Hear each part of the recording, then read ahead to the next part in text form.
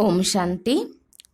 मुरली में आने वाली जो कहानियाँ हैं उसमें आज हम सुनेंगे खुदा दोस्त की कहानी और उसका आध्यात्मिक भाव क्या है वो समझेंगे। तो खुदा दोस्त की कहानी इस प्रकार है। कंधार के बादशाह अरबाज खान को कोई बेटा नहीं था, इसलिए उन्होंने यह कायदा बनाया कि उसकी मृत्यु के बाद इस राज्य का कोई भी आदमी जो बादशाह बनना चाहता हो 1 साल तक राज्य चलाए और फिर उसे नदी के पार भेज दिया जाए, जहाँ घना जंगल था। जो भी वहाँ जाता था जंगली जानवर उसे खा जाते थे। यानी कि 1 साल के बाद बादशाह को सजाए मौत मिलती थी। उसी राज्य में आफ्ताब नामक एक 20 साल का युवक रहता था। बचपन से ही अपने बाप के साथ मस्जिद में नमाज पढ़ने जाया करता था, लेकिन उसने खुदा के साथ दोस्त का रिश्ता जोड़ लिया था। वह हर बात हर कार्य अपने खुदा दोस्त को पूछकर ही करता था।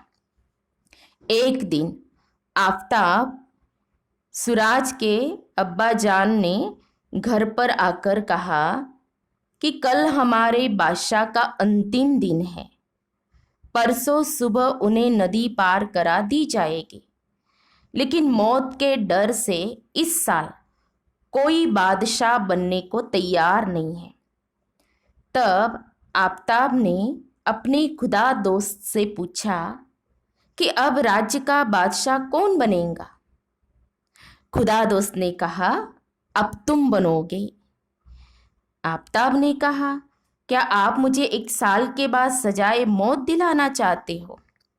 अगर मैं मर जाऊं तो मेरे अब्बा जान और अम्मी जान को कौन संभालेगा? तब खुदा दोस्त ने कहा, तुम बादशाह बनने जाओ, मैं जैसा जैसा कहूँ वैसा ही करते जाओ। आफ्ताब बादशाह बनने चला गया और बादशाह बनने के बाद प्रजा का बहुत ही अच्छा पालन खुदा की मत प्रमाण करता रहा। 1 मास के बाद खुदा ने आफ्ताब को कहा कि नदी के सामने वाला जंगल साफ करवा लो।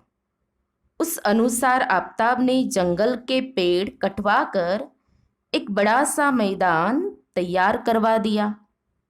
अब खुदा दोस्त ने वहाँ पर एक राजमहल, एक किला और शहर बनाने के लिए कहा। वो उसी अनुसार बनाता चला गया। राज्य के खजाने से ही धन लेकर नदी के उस पार शहर बसाने लगा।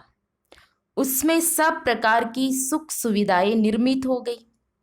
जब 1 साल पूरा होने को आया तब कायदे अनुसार आफ्ताब को तो नदी पार जाना ही था, पर उसने पूरे शहर में ढिंढोरा पिटवा दिया कि नदी पार जो नया शहर बसा है उसमें मैं तो बादशाह बनूंगा ही, लेकिन जिनको भी मेरे साथ आना हो उन्हें उनके दर्जे अनुसार घर मुफ्त मिलेगा।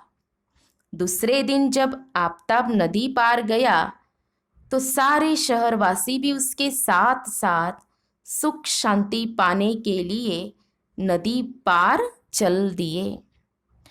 अब इस कहानी का, खुदा दोस्त की कहानी का आध्यात्मिक भाव इस प्रकार है।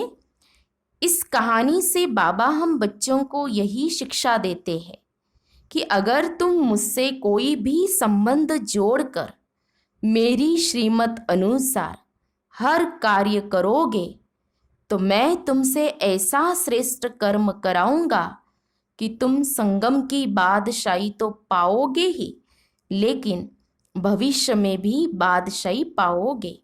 और अभी तुमने जिन आत्माओं का कल्याण किया होगा वे भी प्रजा रूप में तुम्हारे साथ रहेंगी। तो खुदा दोस्त की इस कहानी का आध्यात्मिक भाव इस प्रकार है, जो सबको अवश्य ही समझ में आ गया होगा। अच्छा, ओम शांति, ओम शांति, ओम शांति।